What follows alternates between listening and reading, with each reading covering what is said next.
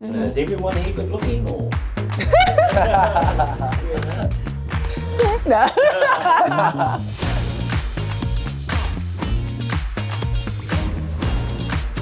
This is a day in the life of a couple of Polynesian entrepreneurs. But it wasn't always like this.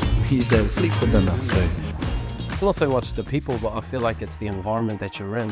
You sort of look around, and if you know that you could be better or you could push that a little bit further, you will, because everyone else around you, they're all doing the same. So it's not so much good looks, it's just effort changes. Feel good, look good. Yeah. Yeah, everyone's so active over here. You'll go on walks and then you'll see people running and plants a seed in your hair.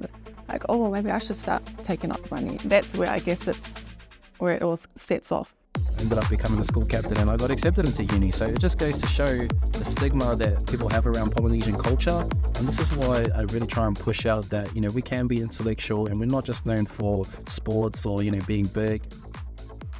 We have a lot to offer the world. The spark for me is my father was always, typical really big islander. There was a lot of people that were sort of in that same boat. It's not really talked about, nutrition, but it's such a big part of our culture and it brings that togetherness.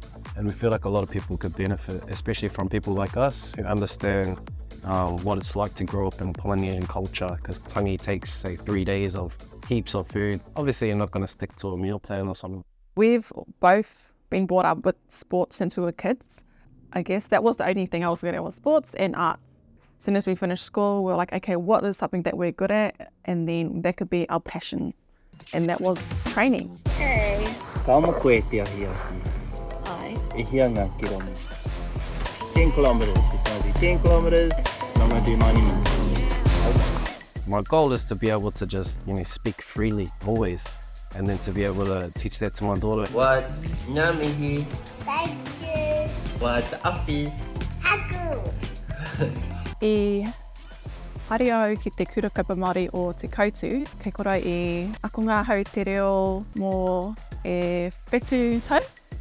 I te mea he Kura Kaupapa Maori kaore mātou ka tae te kōrero I te reo ingarahi. When I moved to Australia, it was really hard for me to fit into all the schools over here. I kind of buried it until he started learning it. So I was like, okay. I have a child who is Māori, I don't know how to speak. Yeah, you just got to start somewhere and then create that environment in the home.